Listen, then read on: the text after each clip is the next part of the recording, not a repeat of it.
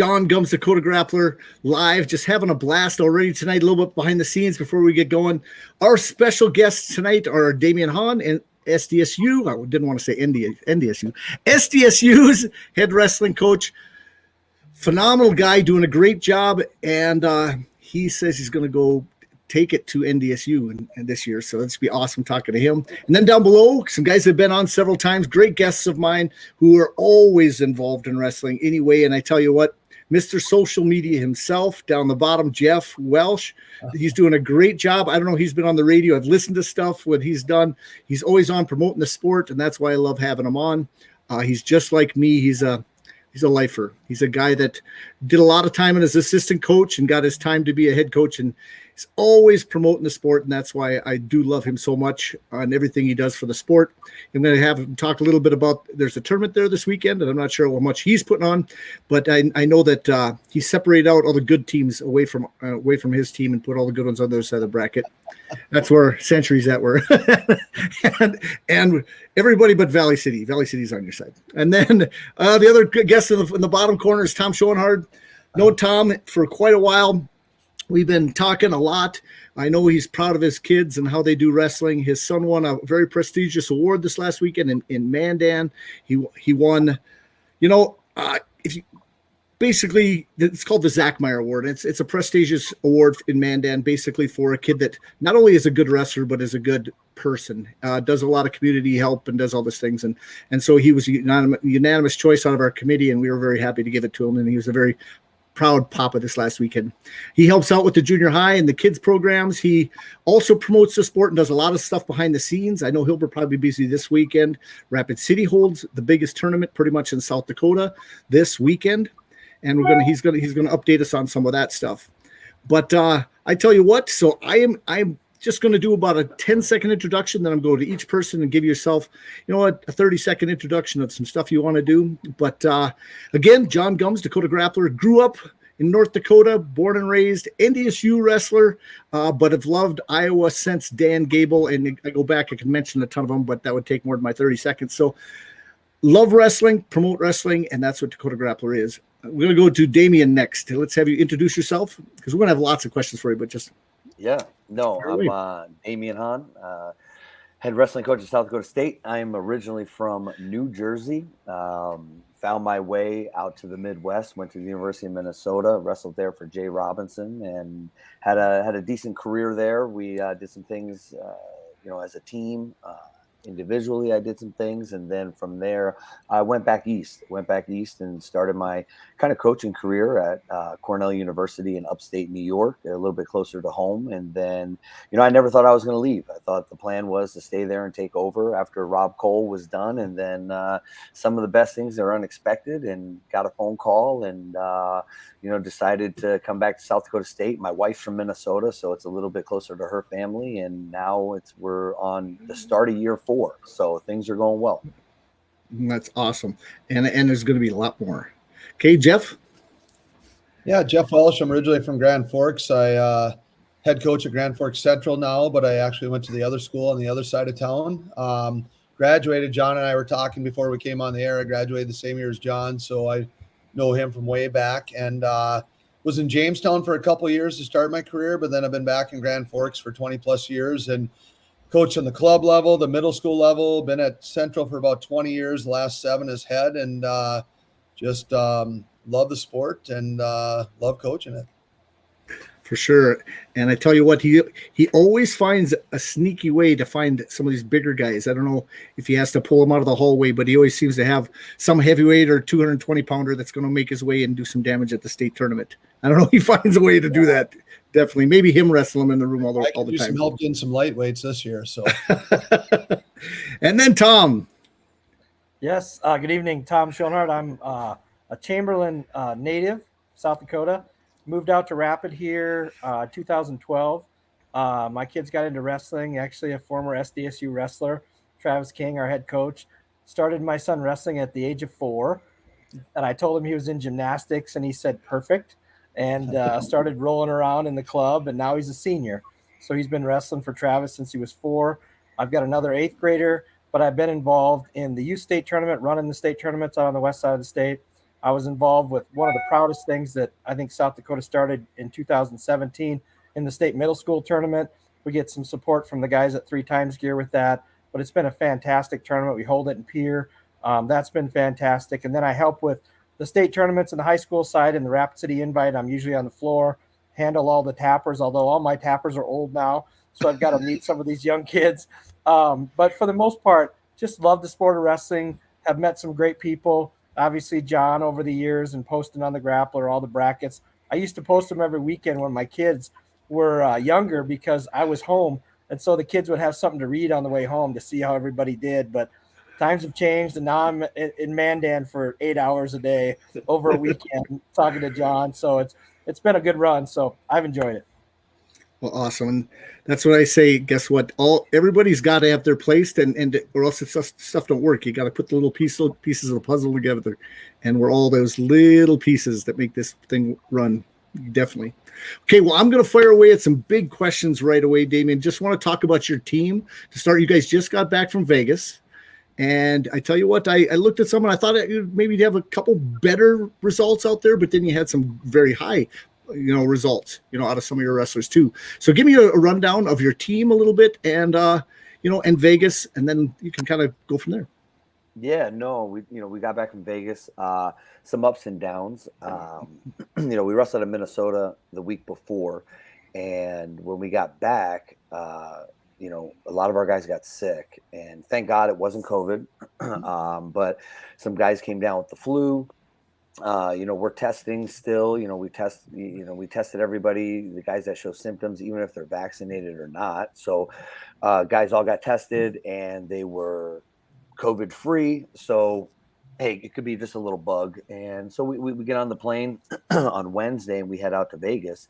Well, we get there Wednesday night. On Thursday, I mean, some of my guys look like they're on their deathbed. And I literally midday, I pick up the phone and I call my sport administrator, and I said, Matt, listen, I just want to give you a heads up. Our guys they're sick, and I might have to pull some of these guys out of the tournament. And he's like, okay, thanks for letting me know. If you have to do that, so be it.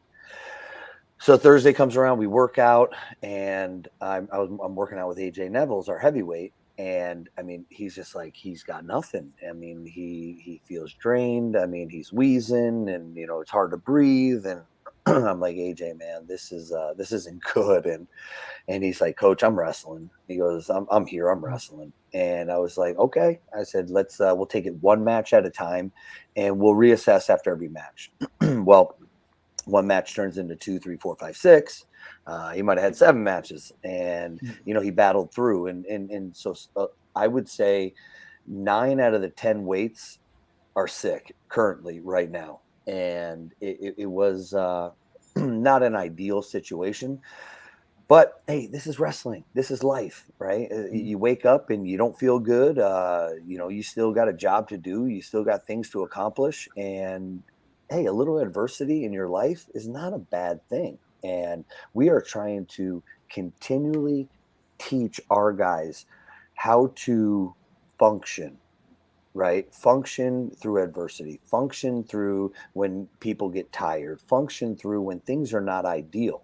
And this was just another kind of test for some of them to be able to do that. And some did good and others did not, just to be honest with you. Mm-hmm. So it was, again, some bright spots, some downers, but, I thought all in all, we came away with, I don't want to say virtually unscathed of injury, but pretty darn close to it. Mm-hmm. And remember, this is the beginning of December. I mean, I will take some of those losses right now if we can turn those into wins come March. And so that's kind of the big thing for me.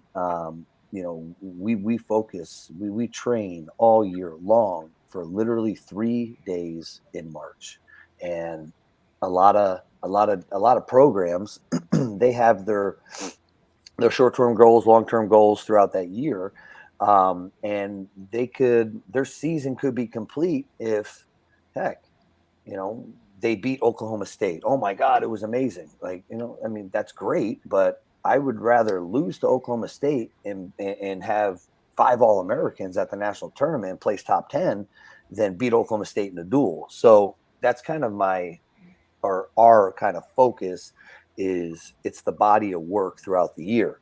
And so we go to Vegas, our 125 pounder who was, a top 22nd ranked, 23rd ranked, goes out there, goes 1-2, kind of got upset, could have beat the one kid, doesn't end up happening. And, he goes 1-2 on the weekend.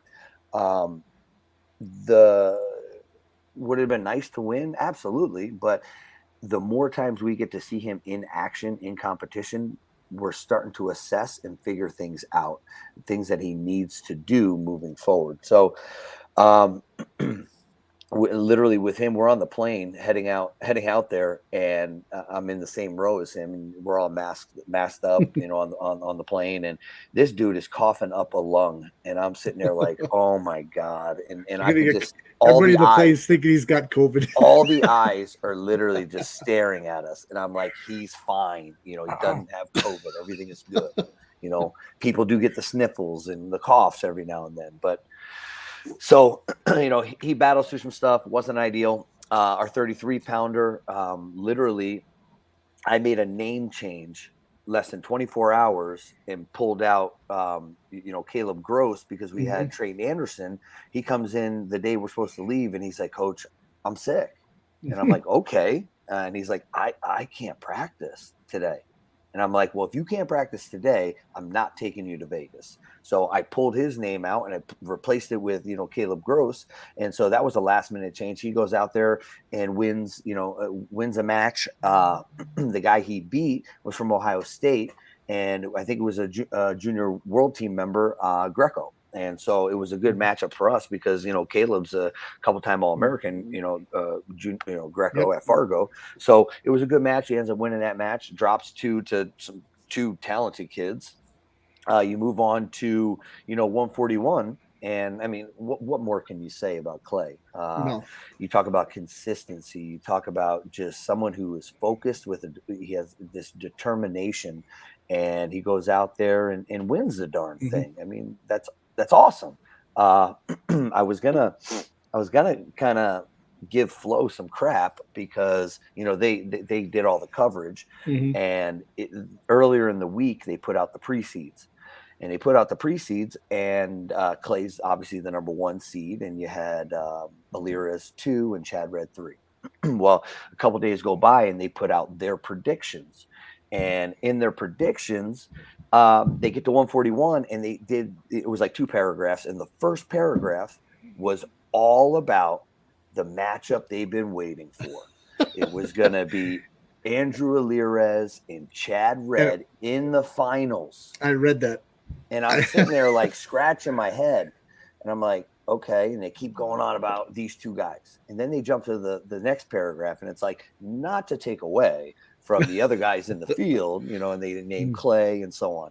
And I wanted to kind of, give those guys a little crap and say, do you guys read your stuff? Yeah. Like, you guys put out the pre-seeds, and then you say Chad Red and Alirez are going to be in the finals. That's physically impossible. It's against your presets. Right? Yeah. Right. It's physically impossible. So, Clay has a great tournament. He battles through, he wrestles that Berglund for I don't know how many times this season, 2 or 3, 4 times this season.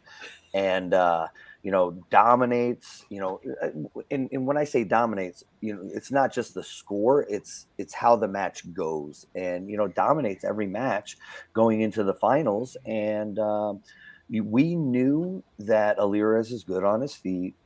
He was going to be quick and explosive.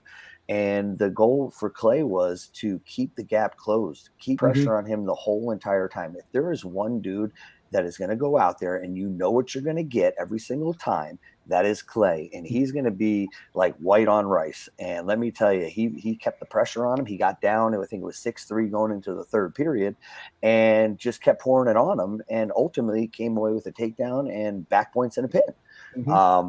And then afterwards, I went back and I watched the match on Flo, and he gets the win, and the commentating on Flo was all about Alirez. And remember, people, Clay's a returning All-American. Alirez is not a returning All-American. Right. And he gets the win. And afterwards, one of the announcers were like, "Oh, that was a monster win by Clay Carlson.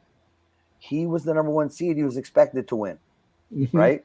So it kind of threw me for, I don't want to say threw me for a loop, but it was just like, come on, people. And so he wins, and it was great. 149. We wrestled Dan Kimball, because Zach Price was, he hurt, he pulled something in his ribs, so he didn't wrestle. We threw out Dan Kimball, and Dan Kimball runs into a South Dakota name, Lamer, first round, and it was a good match, but Lamer's tough, and he ended up beating us, and then we get in the wrestlebacks, and I thought this was a winnable match, and I forget who he wrestled, but he lost by a point, and a little disappointing because he was right in that match to win it. And so you go on to 157, and Kenny O'Neill goes 1-2. With Kenny, I mean, Kenny is great defensively. To get to his offense, he's a pretty good Greco wrestler, so he needs to get to his upper body, his underhooks to get to his leg attacks, and guys are staying away from those positions, and it makes it hard for him to score. But he's been focused on the mat on top, and he's been doing really well with his legs and really improving in that position. So I think you move on to 165, two of the weights that I think everybody is kind of like, head scratcher would probably be 65 and 97. And, Tanner Cook goes out there, and I don't know how many points he put up, in the first match. He beat one of your Bison. No, it wasn't a Bison. It was a former Bison who transferred, to Northern Colorado and put up some points on the board. And then he goes into, the second match against, who was it? Ogun. Ogun Sanya. Ogun Sanya. Yeah, Ogun Sanya from, I believe it was Colombia. Yeah, he kind of took it to him. Yeah, I watched that match. It was like 19-2-3, whatever it was, 23. It was crazy. And so Tanner's another one that, we're sending. We sent him when we got back to go to see the doctors to see what the heck is going on, because he's been sick for I don't know how long, and he's not kicking it. So we sent him to the doctors. But Tanner's a wrestler that he's very good in his areas, and not feeling well, he wants to get off the mat as fast as possible. So he keeps going back to the area, back to the position that is not working, and just basically putting himself to his back and giving away points, where, most of the country only sees the highlight reel that he puts out there, every time he wrestles. You come into practice and go into the room, and he can wrestle. Like, he's out there hitting shots, he's leg defense. I mean, he's riding on top, and the rest of the country doesn't get to see that because he always reverts back to where he's comfortable. And, he ends up getting himself into a major hole in that first period. And all of a sudden you're like, man, I'm down by a lot. I'm going to try and go for it again and try and pin him. Well, guess what? You gave up even more points and the match is over. So, he drops the next two. And then, at 74, Kate DeVos, I've been saying this for 2 years now. Kate DeVos is special. I mean, he's got some stuff that you just can't teach. And, people questioned, he's 157 last year, moving up to 74. And I'll be honest with you, I even had a little bit of a question because moving up 2 weight classes, moving up a weight class. I believe, I'm not a big weight cutter. I think, I'd rather guys wrestle their natural weight or close to it, and focus on actually getting better as a wrestler than just to focus on cutting weight. And when DeVos moved up, one of the concerns I had was, is he going to be strong enough to combat a bigger guy? But I like when I watch him wrestle, he's good in tight positions. He is.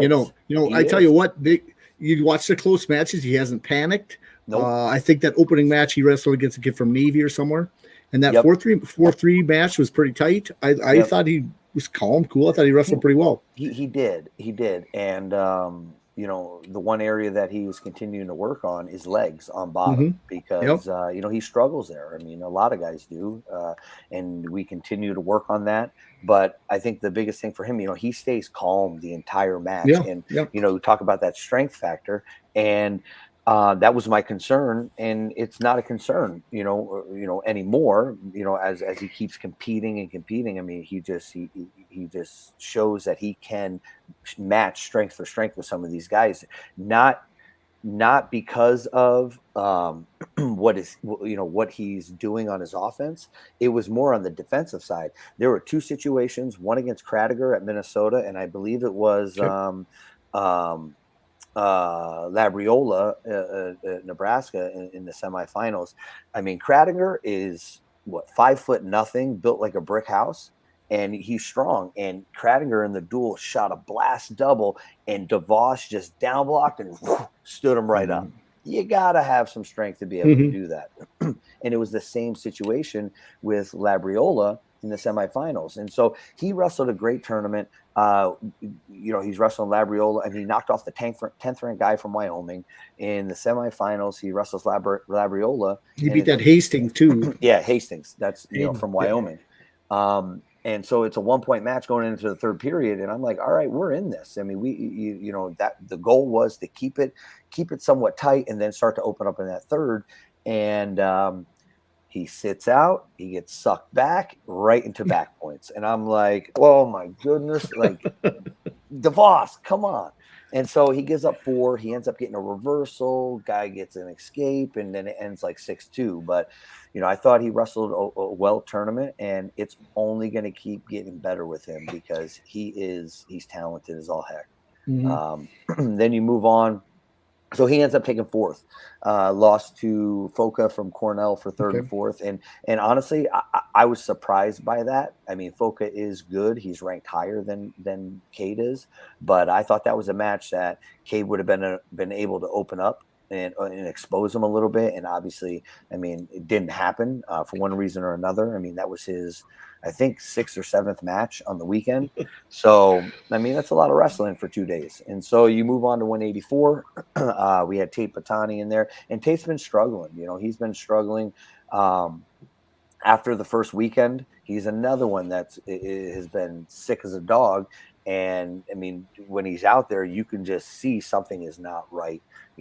Just the effort is like, it's just drained. It's not in him. So, he doesn't have a good tournament. And then you go on to 97, and the goal for 97 was we were going to get him 2 matches only, regardless of what happened. He had shoulder surgery. My plan was not to wrestle Tanner up until the scuffle.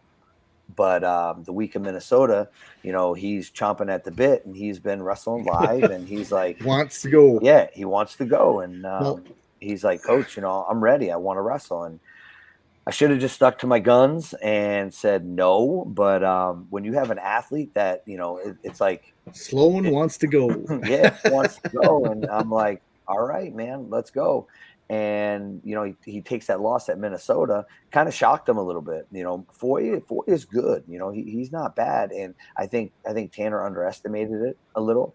And in those moments, I wish wrestling kind of a little bit was like some of the other sports, like, hold on, timeout, regroup, collect yourself, because it started to get a little crazy and out of hand. And that's what happened. He ended up losing that match. So we go into Vegas, and the goal was to get him a couple matches. He ends up beating his first kid, Kent State, wrestled fine, still trying to feel some things out. And then, he wrestles kid from Ohio State, who's Hoffman. Not bad. Yeah, Hoffman. I mean, he's a top 20, top 22, three ranked guy. And Tanner's beating him the whole match and gives up a takedown at the end and ends up losing. Tanner is still, I was with him today, sitting down, just talking after practice. And, he's a sweetheart of a kid.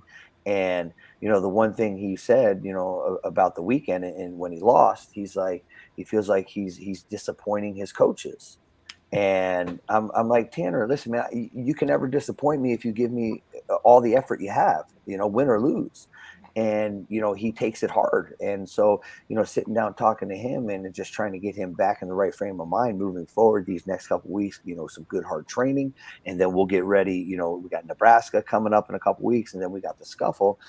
So he drops that match in Vegas where everybody's like, what the heck? And I told him today, I said, Tanner, I still believe you can be a national champion. I mean, that's how good he is. That's how good, you know, those are the things that he can do. So, hey, I'll take a loss right now as long as he, you know, gets it done back, you know, at the end of the season in March. I'm fine with that. Would I like it to be undefeated and not happen? For sure. I think we all would. But heck, I never went undefeated a single year in my college career. And I did all right. You know, I'll take it. So then you fast forward and you go to AJ. You know, AJ Neville's our transfer from Fresno State. And, you know, AJ can wrestle. Like he's not like, you know, a typical heavyweight going to go out there and just, you know, stand there and lock up. He's athletic, and he displayed that in some of his matches this weekend. You know, he fought through some adversity, you know, being sick. You know, I think he went 4-2 or 3-2 or whatever it was. Yep. I'll go back and watch the Nebraska match. Could you evaluate that one? Yeah. So the Nebraska match, it was a good match. You know, he was close to scoring a couple times, ended up giving up, you know, a takedown. I can't remember what period it was, but he didn't get on his offense. Or I'm sorry, he got on his offense too early, and I think he shot and got taken down. You know, that kid's strong and athletic. You know, he from a stature standpoint, he's a little bit smaller than AJ is. And when that guy shot, AJ was able to, you know, shut it down. But you know, the goal for that match was, hey, let's wait a little bit. Let's move. Let's throw some fakes out there. Let's get this guy on the defense.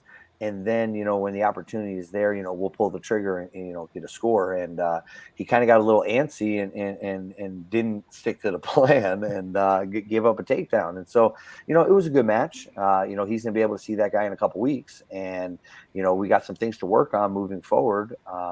And, you know, hopefully we're going to turn that match around and, you know, get a win, you know, get a win for our boy. So, you know, he goes down to the wire. We had to go to a video review for riding time in the triple overtime or double overtime to see if he, you know, who won the match against the Ohio State kid who was ranked 5th or 6th in the country. So he's right there.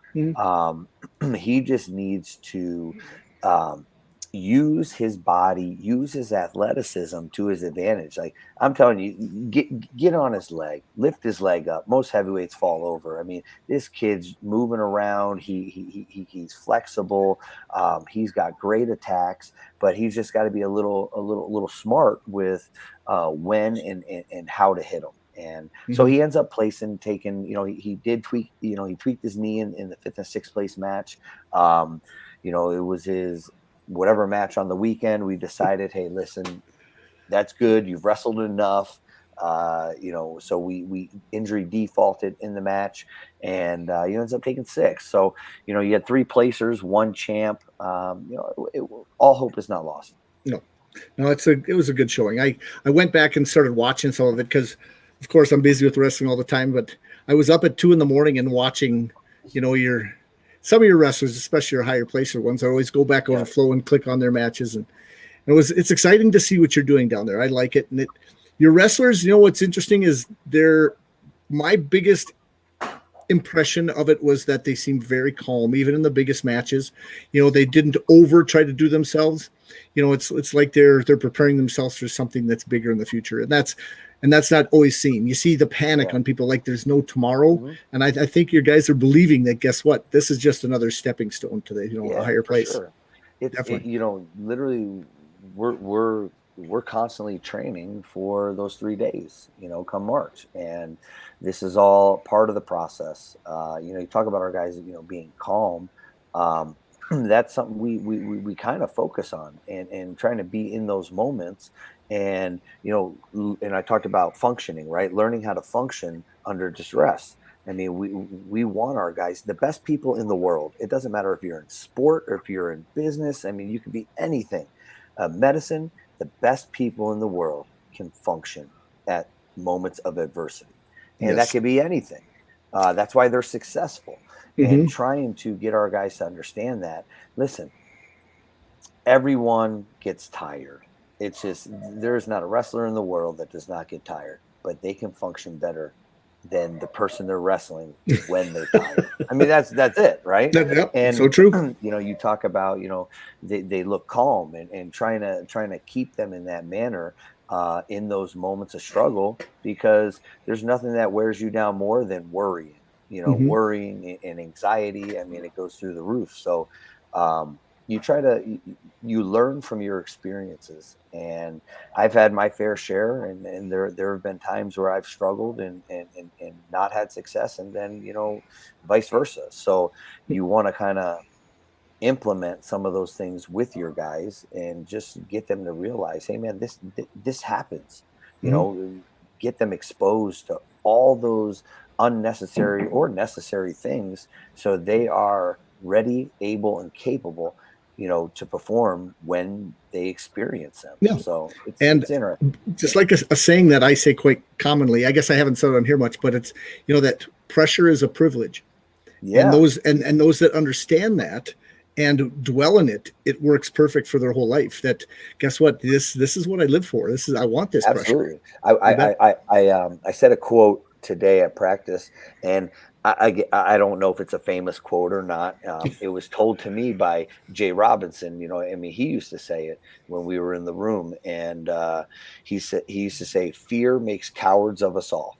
And I was really thinking about the weekend and just thinking about some of our guys, you know, being sick, and that quote came into my head, and it got me thinking, and I never really put a lot of thought into it beforehand until now. And fear makes cowards of us all, right? What does that mean? And I said to the guys today, I go, I'm not scared. You are not scared, physically scared, to go out there and wrestle that guy. It's just another person in a singlet, in wrestling shoes, and a headgear. He's not packing a gun. I was like, you have nothing to be scared of. I go, what the fear is you putting too much out there and you get tired, or you're not feeling good and you don't think you can perform. That's the fear, right? And ultimately what happens is when you do that, we hold back. We don't do the things that we've been trained to do. We let that fear dictate our output, and then it tests our courage. It tests our courage to a point where we back down and we lose. I was like, guys, you know, there's nothing to be scared of. You are trying to, you literally are trying to put off the inevitable, getting tired, getting uncomfortable. That's going to happen regardless whether you like it or not. You're in a sport that requires your mind, body, in everything. And you are going to put demands on your body that, our sport just requires it. So accept it. You know, like you said, it's a privilege. 100% it's a privilege. So, you know, why fight it? Enjoy it. You know, expect it to come and learn how to function through it. Definitely. No, I had somebody else tell that to me too, that said that if you can get past that point of where you can, you know, nobody likes, and the fact this was Randy Berwick from Hettinger. He said that if you can find a way, because nobody, you know, everybody hates wrestling when they're losing. And it's easy to love the sport when you're winning. But it's when you can love the sport when you're losing is when you start making the gains. Because that was key. And Randy, I was just talking about a few things. And when he said that to another wrestler that was there, I was saying, man, it's gold sometimes. Some of the coaches, I like to be a fly in a room and just listen to what some of them say. I always say that about like Kale. I'd like to just sit in the back of the room and nobody knows I'm there. I'm just listening. Or, you know, in the old Dan Gable days, there's so many coaches. I'd just like to hear what some of their motivation is, because some of the guys I learn the most from are not necessarily even the best wrestlers. It's the ones that can motivate and get the wrestlers to turn the page, to get geared up at the right time, you know, and to be able to talk to wrestlers and keep them like I said, in that calm, but yet still focused. Yeah. And that's key. And everybody is different, right? I mean, some people, they want to be in your face and pushed and prodded the entire time. Other guys need to stay more relaxed and calm and jokingly. I mean, every athlete is different, and I always make the comparison. I had two guys, at Cornell that both were national champs. One guy was a soldier, and that was Cam Simez, and he wanted to be told what to do, when to do it, how to do it. And if he wasn't doing it right, you better tell him he wasn't doing it right. And he wanted you to be on him. And then you had Steve Bozak, who was a national champ. And let me tell you, Steve Bozak, if you trained him or spoke to him the same way you spoke to Cam, it would be like a clam. And let me tell you, shut down. Because he took it just differently. And it was almost like you were mad at him. You didn't like him. And it's like, no, that's not anywhere even close to what I'm thinking about. But everybody's just different, and you got to figure that stuff out. And when you do, then you have that connection, that bond with that athlete that you're able to push in the right way, the right manner to get the most out of them. Yeah, that's great too. How about, I got a couple questions for you. Then actually, I'll hold my questions for you. I want to get to Jeff for a second. Jeff, what do you do to start motivating some of your wrestlers at the high school level in your room to take them to the next level? Because I know you deal with another set of kids that are there that just want to be there, because that's their friends. And then you also have those that have some goals and everything else. But tell me how you motivate your wrestlers, Jeff. Yeah, we've started doing a lot of goal setting things. My assistant coach, Garrett Litzinger, has been in charge of that. And, we got the goals up in their locker and everything, and we talked to them about their goals. One strategy I use that I took from our longtime head coach, Vince Ames. We're big on tradition at Central, and so we have every team picture up on the wall going back to 1959. And Vince is just a boatload of stories. And so he's got a story on every kind of kid, and how they turn the corner and things like that. And so I'll grab a wrestler and I'll say, hey, come over. You see this kid? He wrestled for us in 1994, barely won a match as a freshman, put in the work, and, came out a state champ by the time he was a senior. And so when kids see those pictures on the wall, and the kid doesn't look that much different than them, especially when he's a freshman and he's young and weak and not very physical looking, and they can visualize themselves through those kids on the wall. And so that's one thing I do. I'll take kids aside and just say, hey, you could be this guy. And then we talk about how to get there, and fortunately we usually have some upperclassmen that are really good at, giving advice too. So that's kind of what I do. Mm-hmm. Now, I also noticed with your program is you get a personal connection with all your wrestlers. When it's said and done, it's like you can basically have that one-on-one talk, and it means something. And it doesn't even have to be about wrestling. Right. It can be about anything else. I know you guys do a lot of other stuff in the off season. Tell us about that stuff. I know you can. We get a lot of our wrestlers, if they're not in a spring sport, they do the club wrestling, and that's a little lighter season. It's not the intensity of the regular high school season. And we're throwing guys in cars and taking them to tournaments and talking for 5 hours on the way. In the summer, we started, years ago, we actually thought of it when we were on a wrestling camp trip to South Dakota. Randy Lewis was there. We were talking about it earlier, but we just couldn't get a lot of guys on the team to commit to camps. And so we said, we need to do something in the summer where we can get everybody together. And so we've just started doing camping trips, period. We go to Glacier, we go to Yellowstone, and, spend a week on the road with the kids. And it's a cheap trip for them because national parks are cheap.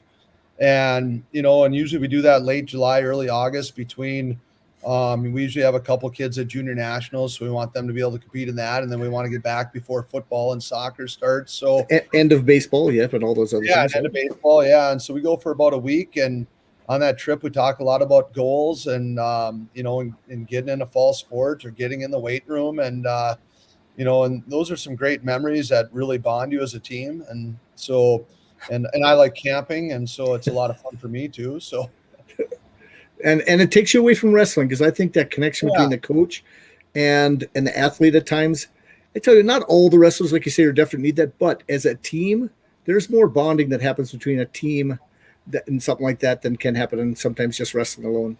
Yeah, we used to have an old school bus in the district that I drove for many years, and it had a PA system, and on the way back from every, the Rotary, whatever, everybody did karaoke on the bus. It wasn't pretty at times, but I'm fortunate that I was driving the bus, so I didn't have to sing. But oh yeah. No, I haven't brought it up on this show, but we used to do, now this is very old school. Maybe you guys went in this, and we can't happen nowadays, but we were all initiated. As an 8th grader, I was initiated. I wrestled some varsity as a 7th grader, but I wasn't the true varsity guy. But so I have my first varsity match on the road to Lisbon. And so we have the coaches, my dad was one of the coaches, of course. They don't ride the bus home on this trip because they know that this is going to happen. And the initiation really wasn't harmful usually. They didn't do anything bad, but what they did for me is they actually had me get up, and they had me just in my underwear. I had to sing Elvis songs and in those days we had cheerleaders and everything else, but they'd, just cheer you on. And that was pretty much what happened. So anybody that did that, then they'd have to pick them. And then they called me Elvis all year. And then they'd have some other. And so the initiation wasn't harmful in that sense because they kind of had the rules there, but they knew it was going to happen. So I think my dad stuck around and was with Storehog. You guys know? And they had a few adult beverages and had their wives drive them home after that. But we did lots of things. Team bonding was always big. Now, tell us what, Tom, you guys do a little bit of team bonding stuff down there? We do. Actually, we're fortunate to have the state tournament every 3 years in Rapid City. And one of the things that we do with that is about every 3 years, we try to get every 7th or 8th grader. We always take a middle school team down to middle school duels. And my 8th grader, who was a 7th grader last year, got to take part in that. But it's really, it's our club and maybe a few kids from the hills. And back in the day, we took Nate and, Travis took Nate and a bunch of kids from Hot Springs and Central and everything else. But it's really more about bonding because we're not going to beat anybody down there. He tells the stories when he took Jarrett Jensen and Chris Claprott and those guys, and they got beat 103 to 0 by the Team Jordan. And he was talking about that this weekend in Mandan when Chris and Jarrett had a couple of challenge matches. And after Jarrett almost beat the Illinois kid, the kid who was going to wrestle Chris wouldn't wrestle him. They called it off because he's sitting over there chewing on nails and getting ready. But we try to take those kids on a trip. And Travis firmly believes that your skin changes when you go down there to that tournament. You either kind of go all in and you get better, or you probably maybe you don't wrestle maybe, but it's kind of a test. But the kids all get to go down on a bus and have fun, and the families get closer. And it just makes the transition to high school easier, not only for the kids, but for the parents. So we try to do that about every 3 years, and we rent a bus and we take kids down and we fill the open weights with West River kids. And both of my kids have been a part of that over the years. And I think it's really helped our team bond long-term, because a lot of those kids get a chance to, wrestle kids and they're going to lose matches, but it's about how they react and deal with, what Damion said. Yeah. But also have fun and realize it's not all about that, but this is kind of what it is. And, they get 7 or 8 matches and, it's pretty awesome. And so we did that last year, and my son that's a senior did it as, a 7th grader. We went to Heartland, and 8th grader as, to Des Moines, and then freshman, sophomore, and all that stuff. But that all creates that atmosphere for those kids to compete, but also have fun and build those relationships. And then they make lifelong friends of kids. And, there's kids now that are wrestling at SDSU or, at some of these D1 schools throughout the country. And it's kind of cool to see, hey, you remember when you wrestled that kid? And, oh yeah, I wrestled him back when I was an 8th grader. And, so it's pretty awesome. Well, if you watch these shows that we do on this Wednesday, and one of my questions I ask later on is in my, basically I'll have a little quiz for you, and it said to Damion, but it's basically one of the questions is who is the toughest wrestler you ever wrestled? And you'd be surprised how many people pick out 8th grade. They wrestled somebody that was a superstar later on.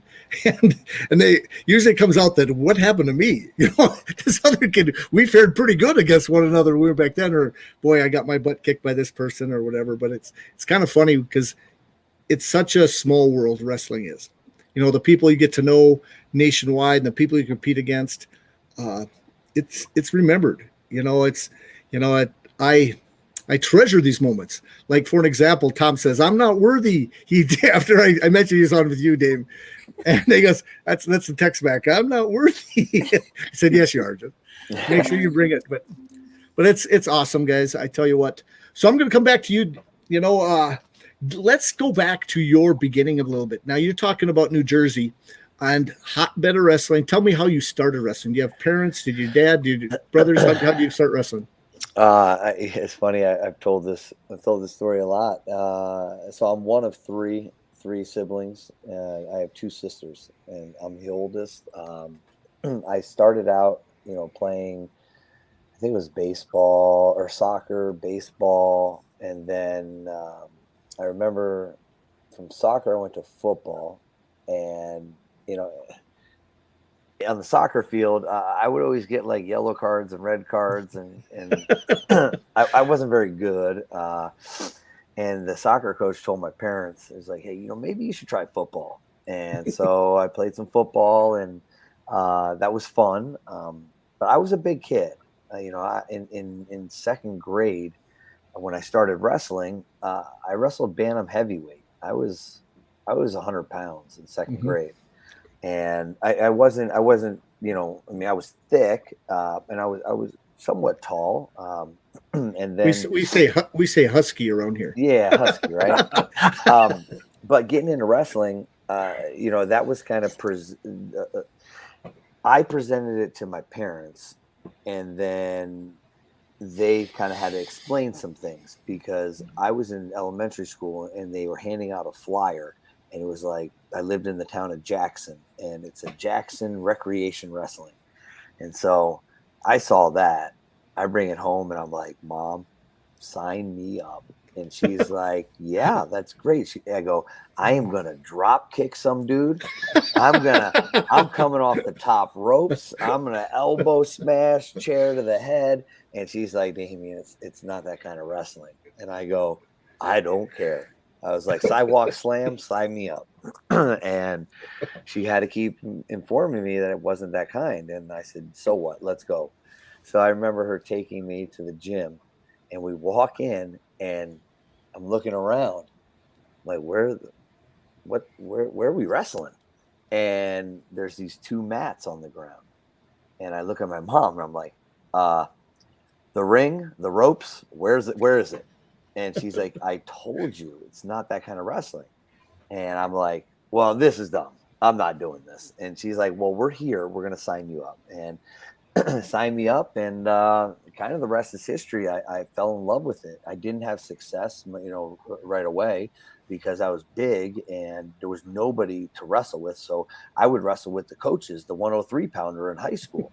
And I had no idea what I was doing. And so I would get my butt kicked, and I'd come home, and, I'd be upset, but I wanted to go back. And it was just something that drew me to it. And ultimately, I stopped playing football, and I loved wrestling so much that that's all I wanted to do. And after about the first year and a half, when I started to figure some things out, when I learned a headlock, that was probably the first thing. I'd sit around at tournaments all day, play with my friends, eat cafeteria food, go out there, wrestle one match, because, fat kids, when they're little, they only have one match a tournament.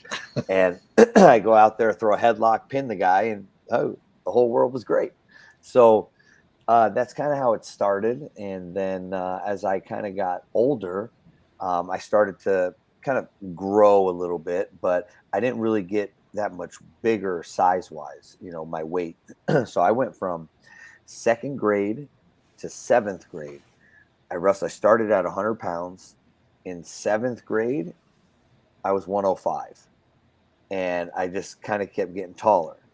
When I was in seventh grade, I wrestled 105. And I was pretty good. I got to be, a fairly good youth wrestler. And my parents decided, they wanted to hold me back. And I didn't know anything. And so they held me back in seventh grade. And my second year in 7th grade, I went from 105 to 135. And then 8th grade, I went to 171. And I kind of, went through that Blossomed. stage. Yeah. Hit a little puberty and got a little bit bigger. And so when in high school, I started my freshman year at 171 pounds, and then I wrestled 189 the next 3 years.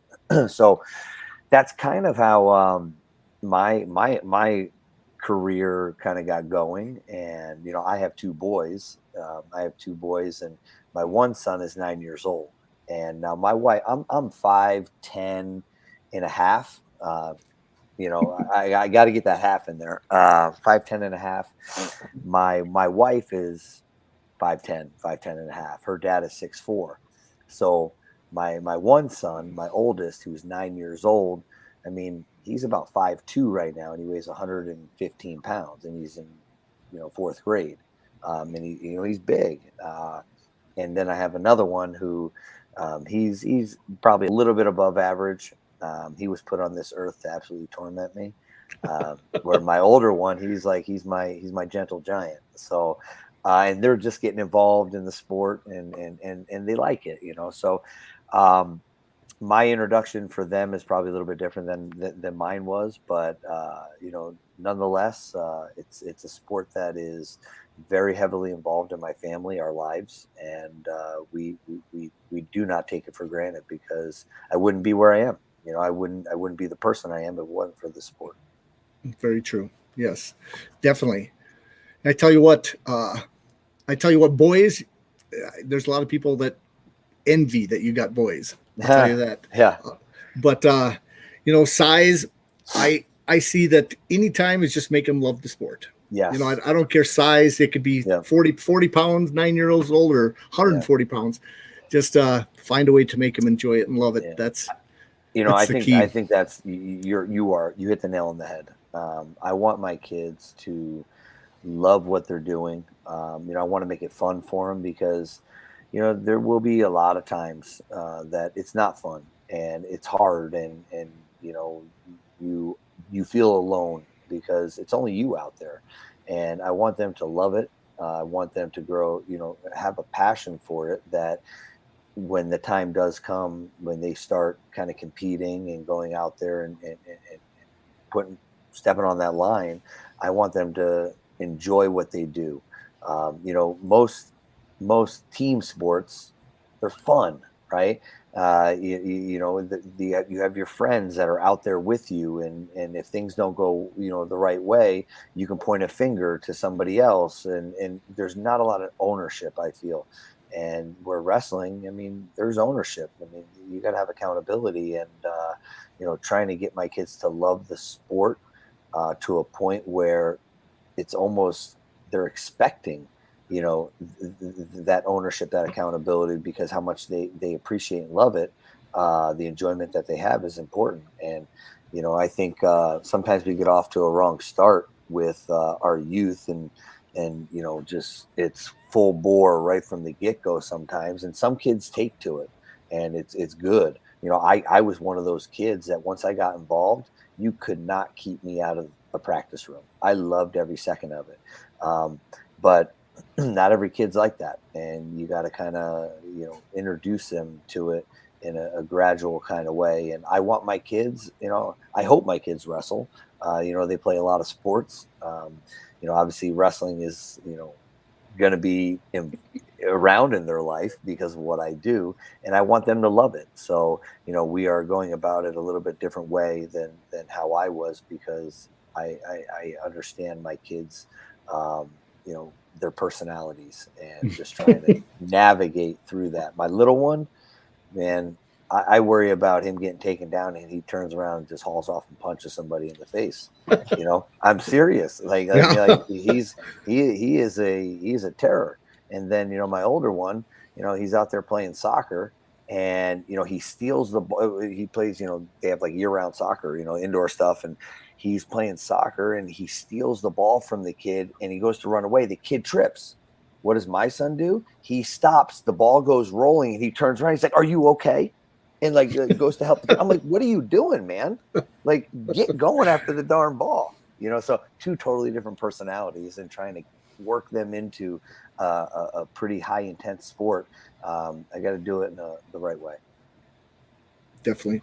Okay, now I'm going to go to Jeff just a little bit, talked about their high school tournaments, and then we'll wrap up what you're doing at South Dakota State.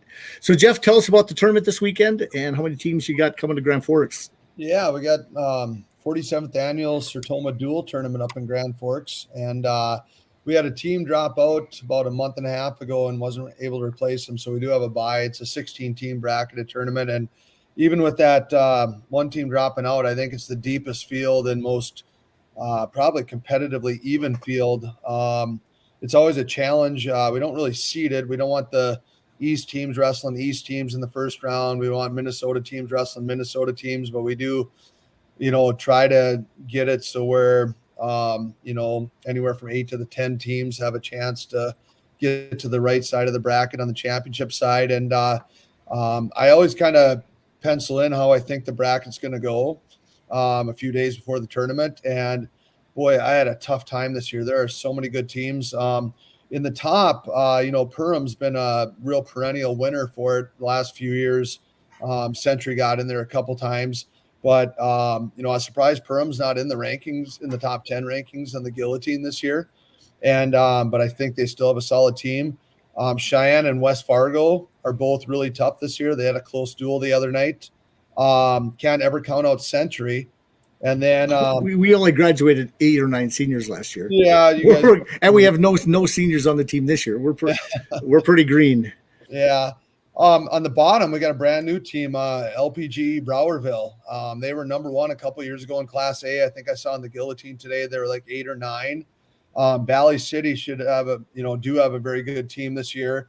And Thief River is number 9 in AA on the bottom. So Jamestown is loaded. And Jamestown, I forgot to top. I missed them as my eyes were scanning. Yeah. So, I think there's, anywhere from 5, 6, 7 teams that could make it into the finals. It should be a fun tournament. Should be a really fun tournament. Yeah. Definitely. And then Tom, tell us about the Rapid City tournament. How many teams, and tell you what as being the biggest tournament in South Dakota. Yeah, it's changed a little bit this year. We've got a full girls division, which is nice, and we're going to have 12 mats on the new gymnasium floor there, the new Summit Arena, which is pretty awesome. We got 47 teams coming this year, and we're going to do. Apparently, there's the CIF bracket in track wrestling is the California State Tournament bracket, so they're using 40-man brackets for the varsity side, and then we're going to run a JV tournament, kind of like a 3-match, 3-round round robin on Saturday for any extras that don't get in, or for any dual teams that are here. We're dueling Thunder Basin, which is a new Cadares team over in Gillette, and Chamberlain on Thursday night, and of course Central and Sturgis duel Aberdeen and Huron the night before, and so we're going to do that. And then, but there's about 32 South Dakota teams. Winter's actually back in it. Winter's got a good squad down there. You couldn't pull Brandon Valley in? Brandon Valley's going to Council Bluffs this year. So, but I will tell you that a couple years ago, I think that Damian Chunky beat Isaiah Martinez in overtime in that match. They went to overtime that match, but they wrestled. And of course, Ripplinger wrestled Soriano here a couple of years ago. He was here. The Windsor team isn't coming this year, but I don't know what's going on. COVID issue. Yeah, that's a COVID still. They can't leave the state. But there's 9 North Dakota teams: Bismarck, obviously, High, Century, Legacy, St. Mary's, then Dickinson, Hettinger, Mandan. I talked to Randy this weekend, and he said he was coming down. I wasn't sure. Mandan, Watford City, Williston, and then there's 5 Wyoming teams, and then Gehring, Nebraska, I know that Chavez kid was down there. I think he's at Nebraska or Wyoming now. But so it looks like the field will be pretty good. It'll be good competition, and this is one of those tournaments where, if you place at this tournament, you have a pretty good shot to place at the state high school tournament. This one tends to be a little tougher, but we're excited about it. It should be fun, and the girls division will be of nice flavor. It sounds like there's a lot of girls, and some of the teams that are actually in are just bringing girls, so they're bringing some girls, but that'll be good and take off, and we'll see how it works in the new arena. But we're excited. Well, you get to see the guys. What's that? I should echo Tom.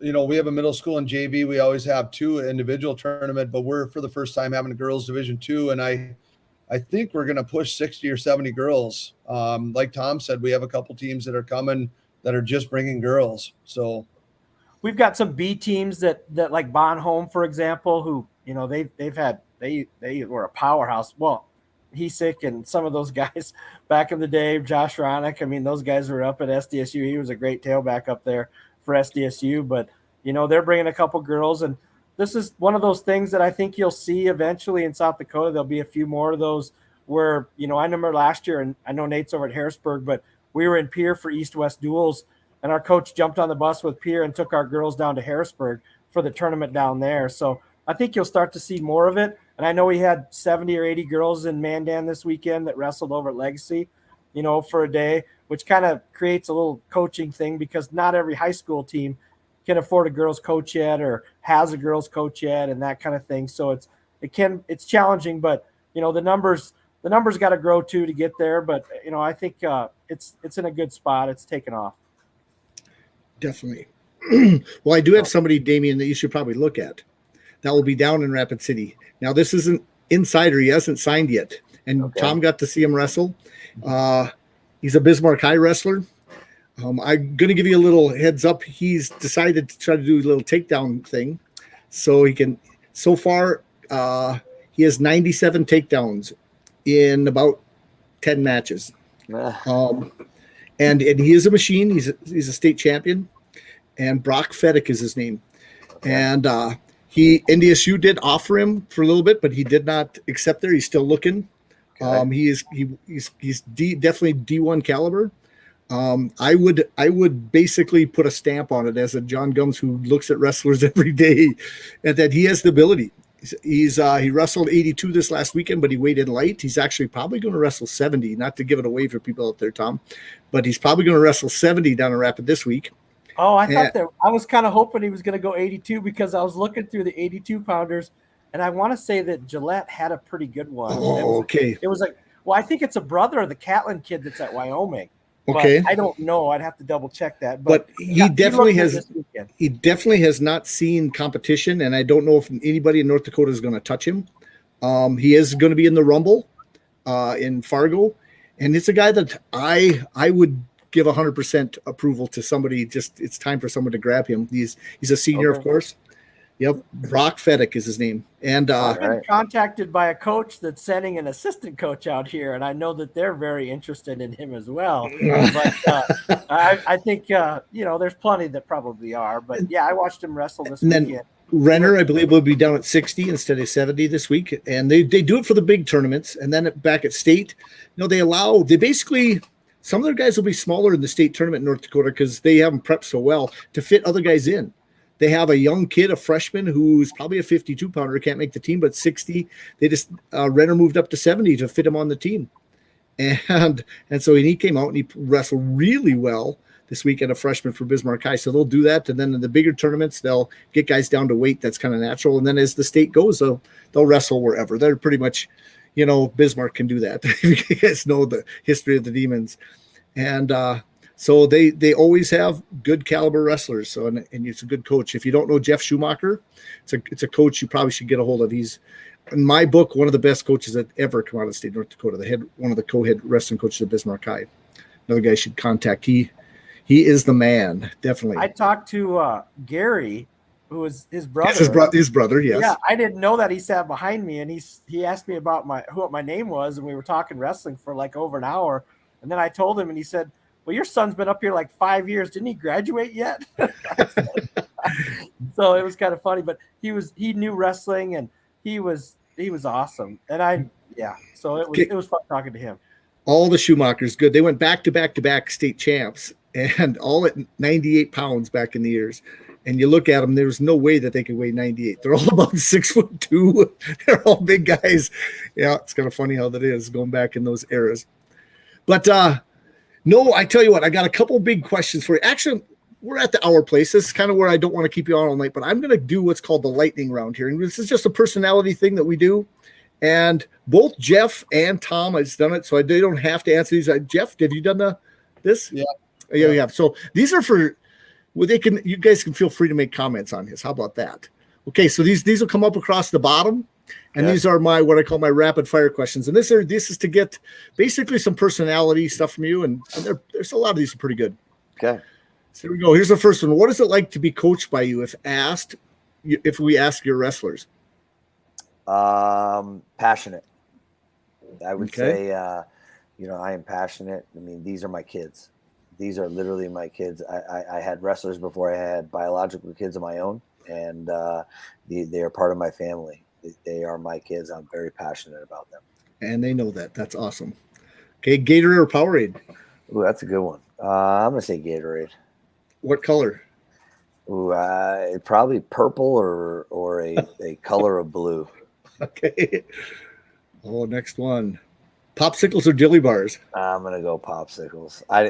Dairy Queens weren't that big back east growing up. We had Carvel, and it's an East Coast thing. We didn't have dilly bars. Okay. Give 3 characteristics that all wrestlers need to have. I would say determination, accountability, and passion. Awesome. Are you a mama's boy or a rebel? That's funny. Most people would say I'm a mama's boy. Okay. Because I tell you what, wrestlers, most of them are. Yeah. Are you fast paced or consistently slow? Ooh, that's a good one. I would say more fast paced. Okay. Now I'm consistently slow. Okay. But when I wrestled, I was fast paced. Were you a physical or mental athlete? It changes as you get older. I know that. It does, but I mean, I can remember going back to when I was younger, and I could sit there and tell you that I think 80% of this game is mental. I think we have physical attributes that that you're talking about myself that I had, but they weren't able to be used if I wasn't mentally tough enough to do so. So I would say mental a lot. And as a coach, I stress that more than anything, that if you can't handle it mentally, you're never going to be able to do it physically either. And I've never been a physical specimen by any means.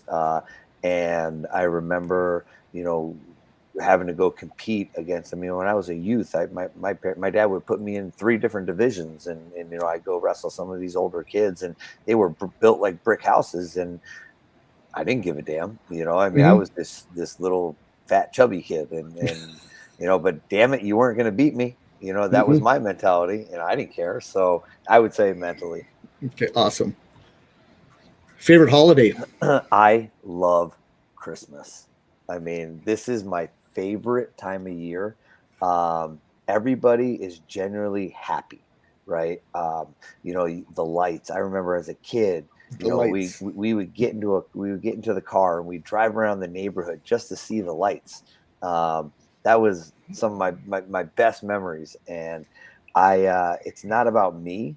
It's never about me. And with my family, with my athletes, how I coach, it's not about me. And Christmas is the one chance. There's a lot, but it's the one national chance, I guess you could say, that I love to make people happy, and I love to spoil my family and my friends. So I love Christmas.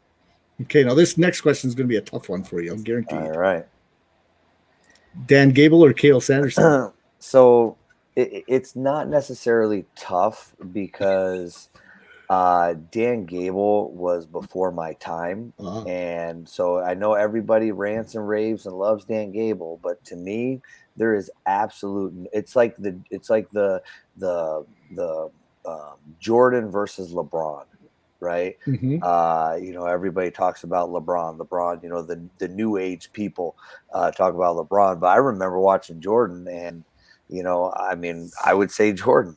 But for this one, I never saw Dan Gable wrestle. I've seen clips and some videos, but I wrestled Cael, and I would have to arguably say Cael Sanderson. And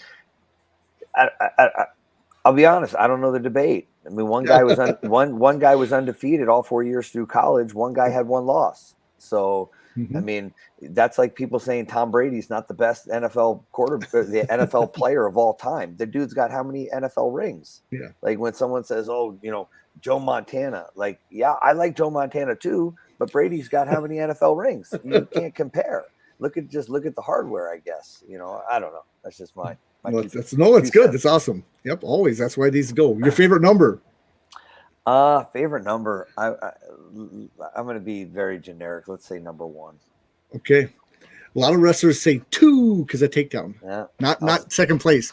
Well, they're not. They that don't can correlate. be taken the wrong way, though. Yeah. You can take that the wrong way. Okay. Best wrestler you've ever wrestled. Now I did see you said Kale, but I don't know who your best. So you can go international. Obviously, Kale would probably be, if you want to just go off straight accolades. I mean, probably the best wrestler I ever wrestled. But one of the toughest. Is that another question? Yep. Yeah. No, it goes right with this one. Okay, so one of the toughest and one that I struggle with the most, probably Daniel Cormier. I mean, we wrestled twice in college, and he kept me off every world and Olympic team. I was the alternate almost every year because of Daniel Cormier. He was one of the absolute toughest, best wrestlers I've ever wrestled. Maybe because we were very similar. We were big, we were athletic, we were strong, and I didn't get tired. And he was everything I was, just a little bit better. And he was freaking good, man. So tough. Now, this isn't a question on my list, but I see some of these guys have made pretty good money in MMA and all these other things, but would have NIL changed your career? I don't know. I mean, you fast forward 20 years, and now again, me going back and thinking if NIL was at that point in time, is it the same time? Like, did we have cell phones? Did the internet was going crazy? I don't know. Or was it just NIL? If it was in today's, world, I think it probably could have done something. But I don't know. I don't know if it would have, if I would have capitalized as much as some of these kids, because let me tell you, if I ever did what some of these kids do on social media, my dad would have came out from New Jersey and put a foot in my butt. There is no question. He would have said, you know what? You don't have a phone anymore. I mean, like I'm not playing, man. I get on social media, and these kids, like these college kids, and it's not just wrestling, it's across the board. And what they do, how they talk, how they interact, like why do we promote this? And it's like, and I'm not going to call names, but I'm telling you, if those were my kids, holy goodness, I would man. And so, like, I wouldn't have been like them.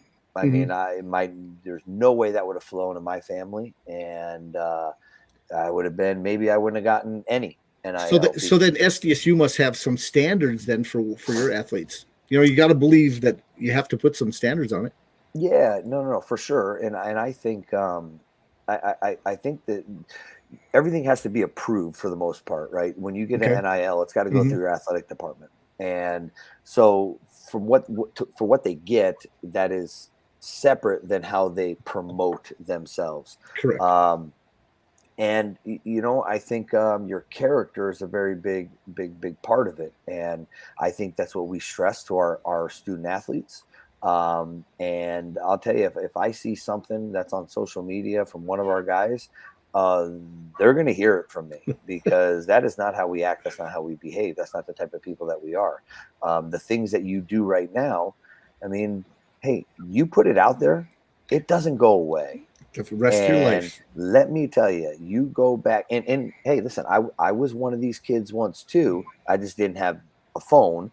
And let me tell you, like, you go back and you look at some of the things that are coming out on some of the professional athletes and some of the people that, are in college, and it ruins their career, all because we think it's cool to put this snap or put this on Facebook or Twitter or Instagram. And, I get it. It's the day and age we live in, but we can also tone it back a little bit. So NIL, it would have been interesting. Well, think of your career, all the years you spent as assistant coach, about 12 years or whatever. If you'd have done some of the stuff they're doing now, maybe you wouldn't have the SDSU job, Hey, listen, it's a fact. Yeah. I did not get a Twitter account. That's the only thing I have, by the way. I did not get a Twitter account until I came to South Dakota State. And that was 3 years ago. I am not a big social media person. I have the things that I focus on. I'm actually not a big sports person, to be honest with you. I get enough wrestling for my fix. I don't need to watch any other sport. My wife can tell you every single person on the Vikings team. I don't even know who the damn quarterback is, to be honest. So, I have my things that I like to do and like to watch. Social media, now that I have Twitter, it really takes up a lot of my time. Because you scroll through to see what's going on in the world and the wrestling world and updates, and I'm not saying that it's not useful, but I have to put it away. Yeah, don't be crazy on it, man. And I don't know, and But you guys have a good digital marketing crew. I mean, they get out there and they get stuff out there, which is fantastic. Yeah, no, they do a good job. A lot of it's in house. I'll be honest with you. I mean, it's us. Is it? Okay, I didn't know, but they do a good job of, and that's awesome, because sometimes you're at a tournament and there's a break in Mandan, you're looking to see what's going on at Cliff Keen, and that's awesome. Yeah. No, and you guys know the name Marty Mueller.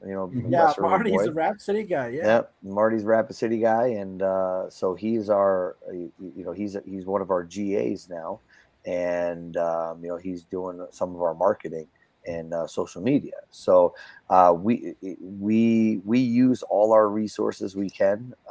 We are not football and basketball. We do a lot of our stuff in house. We do get help, but we drive a lot of it as much as we can, because who knows wrestling better than wrestlers? That's kind of the thing. Well, he's doing a good job. That's good stuff. Yeah. Here's the next one. Any habit you learned in wrestling that you still do today? So any habit. So so I don't know if this is a habit, but it has to do with, you cannot be a wrestler without any sort of weight cutting, gaining, stabilizing. I mean, that's kind of part of our sport. And I don't know why, but I absolutely love carbonation. Okay. And it is, I don't know if it's turned into a habit, but my days of cutting weight, there was one thing I loved more than anything, is to get off the scale. And I know this is weird and probably wrong. I get off the scale, and I had to have one taste just for the carbonation and the flavor of a Diet Coke. I don't know why. Now, I've gotten better with my bad habit, and I switch it to more carbonated water. And so, like, in the morning, there's nothing better. And I did it in wrestling. I don't know why, but I get up in the morning and have that first taste of carbonation. And I love it. I absolutely love it. I drink water, like I'm still dieting, and then I also, crazy enough, I check my weight still. That's one of my habits. I always say I still check my weight all the time. I check my weight. I didn't check my weight for the longest time, probably 10 plus years, and I was pretty heavy. And my wife, she works out all the time. She's a workout nut. She eats healthy, and she cooks all the time. And it's for me, it's not what I eat, it's how much I eat. And we got to talking one day, and she's like, "How much weight do you think you could lose?" And I was like, "It's not hard." I was like, losing weight is easy. She's like, "Well, why don't you try?" And I was like, "Because I love food." I was like, "I don't want it." And she's like, "Oh, so what you're saying is you can't lose weight." And I'm like, "Oh, okay, you're trying to challenge me." And so, she had an old bathroom scale. We got a new bathroom scale, and then I started checking my weight again. And this has been, going on probably 2 years, and I literally check my weight multiple times a day now just to kind of keep it in check. So I guess there's another habit. I brought it back after, a 10-year hiatus. And, it's worked out good. So, Oh yeah. 2 more questions. Here's the next one. Swamp People, Survivor, or The Voice? Okay. So listen, I got like 5 channels that I watch strictly. Animal Planet, Nat Geo Wild, National Geographic's Discovery and History Channel. Dude, I am locked in to those channels. My wife is watching Sunday football. I'm watching, Naked and Afraid Sunday night. So Oak Island or whatever. Yes. Oh, that's Tuesday nights, mind you. Yes, I just watched it. Yes, I did. See, they switched Ancient Aliens from Friday to Monday. What the heck is going on? I'm on the same channel. Crazy.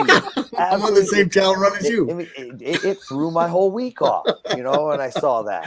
So, but you got the Unexplained now on Friday night. So I'm down with that. So I think you had Survivor Man and Swamp. Oh, Swamp People. Yeah. I can't pick between the two. It's definitely going to be, one of the educational programs. Okay. Gotcha. Okay. Next one. Last one. Cat, bird, or dog? Oh man, I am definitely not a cat person. Okay. And our trainers, she loves cats, and I bust her chops all the time about, her being a cat person. All right. So I'm definitely a dog guy. We've always had dogs our entire life. I got 2 dogs right now. I got a German short hair and a miniature dachshund, but I also grew up with birds. So I don't have any myself. I used to have, birds, but I would say more so a dog person. Awesome. I usually have a couple guys that are hunters, so they say birds because they like to shoot them. Yeah, that is true. That is true. And if you live in South Dakota or in the Dakotas, I feel like if you don't have a bird dog, something might be a little odd. So we did get our first short hair, and she's going to be 6 months old. She's absolutely awesome.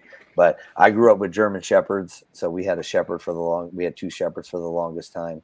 And then now we have our little wiener dog and our German short hair. So they're good. Well, that is good too. How about you, Tom? That last question is a new one. You haven't seen that. I haven't. I grew up with a dog, so I would say dog probably for sure. Yeah. Okay. And how about you, Jeff? My oldest or my middle son is allergic to him, so we can't have him now. So yeah. Oh, that's bad luck. We never had any pets, and I'm definitely a Damion. I'm not a cat guy. I love dogs, though. Anytime I go to somebody's house and have a dog, I just ignore the people and play with the dog. So. Yeah, and maybe you said your son's allergic. Tom. I am like deathly allergic to cats, but that's not why I don't like them. I think they're just useless. No offense. Like it just does its own thing. Like it's just. What's the point, right? Yeah. What's the point? But yeah. I am highly allergic to cats. But yeah. Well, awesome. Well, I tell you what, we've almost got an hour and a half. It's so easy to talk to you, Damion. We'll have you on again in the future. Absolutely. But any last words? Tell us anything else. Your next couple trips, what you're doing at SDSU, and then. Yeah. So we're hitting in the finals. They start to. Was today Wednesday? Yeah, today's Wednesday. They start tomorrow, Thursday, and they run the end of the week and middle of next week. So we're gonna kind of switch up a little bit of training around their final schedule. We're sending a handful of guys down to the UNI Open. A lot of our red shirts, they're gonna go down unattached, and then next weekend we wrestle in Nebraska, and then that will pretty much cap off our first semester. We cut them loose for Christmas, and then we come back and we head to the Scuffle, and I believe that's the first and the second down in Chattanooga, Tennessee. So that's kind of the schedule moving forward. I think we've had some big things happen here at South Dakota State in my time frame. Probably the biggest. South Dakota State is going to lay claim to the finest wrestling facility in the Big 12 Conference, and it will be a top 3-4 best facility in the entire country. And a lot of people have asked questions, how did it happen? That was privately funded money. Our program went out there and we got those dollars. And, when all is said and done, it's going to be a $5 million facility, wrestling only. And it's going to house every single thing that these kids need from training. That's where we'll practice. It'll have, 4 mats. It'll have strength and conditioning. It'll have their locker rooms, nutrition, study lounge, coaches' offices, academic space. I mean, you name it, this facility is going to be the one-stop shop. And I've kind of, it's been my baby, when I got here, that's something we talked about. And I made promises, and, I made promises to people. I made promises to recruits. And I'll be honest with you, it's been a personal mission of mine to come through on what I say I'm going to do. That's one of the things, coming from my family. God rest my dad's soul. He was instilled in us kids that, hey, a man is only as good as his word. And when you say you're going to do something, you better freaking do it, or my foot's going to be so far up your butt. And so, I made promises to people, and I'm coming through on some of those promises. So it's been personal for me. And South Dakota State is going to have a absolutely amazing facilities for years to come. So we've had a lot of good things, and we got more on the horizon. Well, I love it. I heard about that, and I'm going, you couldn't do any better. That's anything for wrestling. Yeah, no, it's great. Here's one question somebody does ask. Will there be room in the new facility for women's wrestling? That is a great question. As it stands right now, there will be 4 mats. We can go up to roughly, if you want to say, 9,000 square feet of mats. There is only 1 locker room. Has there ever been talk of bringing women's wrestling to SDSU? There hasn't yet. Women's wrestling is growing. It's been growing since its inception, and it's great. It really is. It's great for women. It's great for our sport. They've been saying this for a long time, that women's wrestling will ultimately save men's wrestling. They've been saying it forever. And I think we're to a point right now where we're starting to, see some of the fruits of the labor. And, when you got colleges like Iowa, talking about, starting a women's program, some of the other schools, Oklahoma State, I've heard has been talking about it. And then you look across the country, all the, I think there's a couple Division I's, but a lot of Division 2, 3s and NAIAs.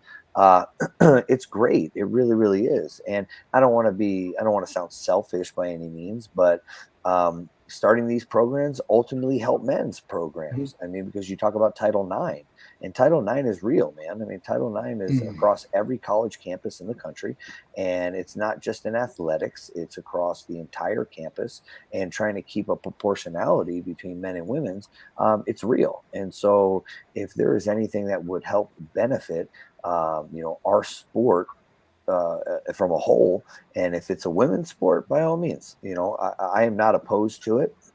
We have not really had those conversations directly, but I wouldn't be opposed. It would be a situation where I think we have a facility that we can definitely do some things. It would have to be reworked a little bit, but it's not out of the realm until it happens. Yep. Yeah. Until it happens, until, there's a real interest at the collegiate level in South Dakota. Like I said, I would not be opposed to it. I think it's super beneficial for the young women that are really starting to dip their toes into a sport that will literally change their life forever. Yeah, definitely. Okay, Jeff, any last words before we take it? I tell you what, another hour and a half, Jeff. I wasn't sure. Jeff was the last fill-in because I had Bill. Wasn't sure if he could make it on, so I got hold of Jeff last minute, and he said he could do it. So I thought it was pretty awesome. I got a hold of Tom late too because I really wanted to find out the teams in South Dakota. So it would have been Bill and I, and we'll have to introduce you to Bill. He's awesome. Okay, Jeff, last words. Yeah, just excited for a great weekend of wrestling. It was great listening to Damion and hearing all his stories, and we're excited to host the dual wrestling tournament up in Grand Forks. Okay, well, great. And Tom? Just one comment. I would love to. I know home duels are precious, but Nate was able to come out to Spearfish a few years ago, Yeah. and we had duels with some of the South Dakota schools out here, and I remember I sat with I think DeBoer's parents from Northern or whatever, but it was awesome. And I know there's some of that goes on in Sioux Falls, but don't forget about us out here. We'd love to have you out here again and see you guys out there again. It was fantastic. I'm all for it. I really am. I mean, I think promoting our sport is important. If that means duels, coming out traveling, I would not be opposed to it. Scheduling gets a little tricky at times. I get it. Yeah. But that was I believe it was called the Dakota Showcase. Yep. And they had a lot of the Dakota schools that had wrestling come out and it would travel.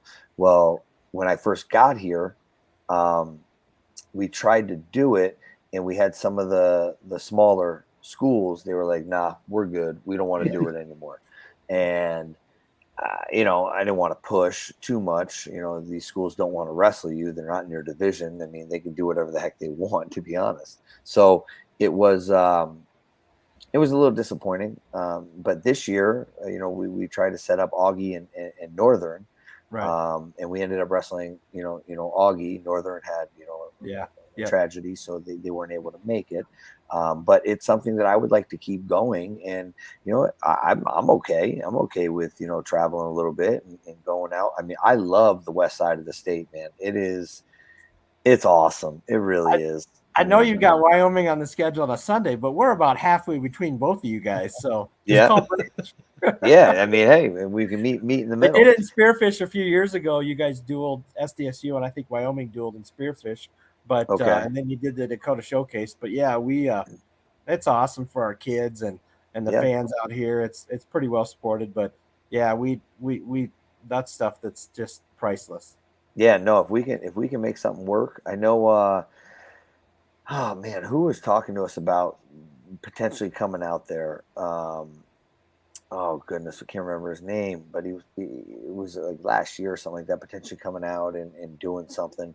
And yeah, again, probably Pavich. It might have been Frank. Frank Pavich. Yep. Yeah, it might have been Frank. But yeah, I mean, if we can do something, let's see if we can make it work. I'm game. Good luck the rest of the year. Yeah, appreciate it, man. Definitely. Where's the duel between NDSU and SDSU this year? That is at home. You guys have it. Okay. Yeah, we have it. It's weird because COVID last year, you get kind still of got to think of. So yeah, because NDSU came down last year, we went up there last year. Yeah, so it's at our place this year. Okay, and it's the last duel of the year. Should be fun. Should be exciting. Kish is doing a good job. He's got some tough kids. So is that still in February? Is that in the beginning of March? No, the first weekend of March is Big 12s. So it'll be like one of the last weekends in February. Then I think we have an off week, and then we go to Big 12s. So it'll be like the early 20s. Okay. Yeah, sounds so it good. should be fun. And is it a Sunday duel? I should look at your schedule. I pop it up because if it's a Sunday, I'll just drive straight down from Fargo. Yeah, because Fargo is, I think that's the state tournament weekend. I was trying to think about that. What's crazy if you might be right. That being the state tournament weekend. Let me see here. So it will be North Dakota is February 20th, the Sunday, 2 p.m. Yep. Okay, that is the Sunday after the North Dakota regions. Yeah. Yep. Day after South Dakota regions. Yep. And the day after North Dakota State. So that works out pretty good. And we're in Fargo. So there you go. That'd be a nice little Sunday trip. I'll see if I can talk some people into coming down and make it a nice coach's trip. Yeah, swing on down. Make sure you wear your blue. Oh, yeah. I'm gonna have to get some from you, then I'll make an advance. That's right. The NDSU fans, I think they'd be funny if I sat on the other side, but I think I could do that. Okay. Awesome. Well, thanks again, guys. Dakota Grappler. Anytime you need anything, the website is crazy busy this year. I've got videos, You know, 4 days a week, Monday, Tuesday, Wednesday, Thursday, I put out some kind of video usually. And then we have lots of stuff on the message board. I just put out the North Dakota rankings for Class B. And so just keeping busy, guys. Any last words? Anybody? Okay. No, well, thanks again. Thanks for what you do, man. Keep it up, and let's keep promoting the sport. Awesome, Damion. I tell you what, you're a great guest, and I'll have something in the mail for you. You'll see it in the near future. Seriously. Okay. Right. Take care, guys. Thanks for all your time, what you guys did tonight, and we'll see you in the near future. Jon Dakota Grappler. We're out. Thanks.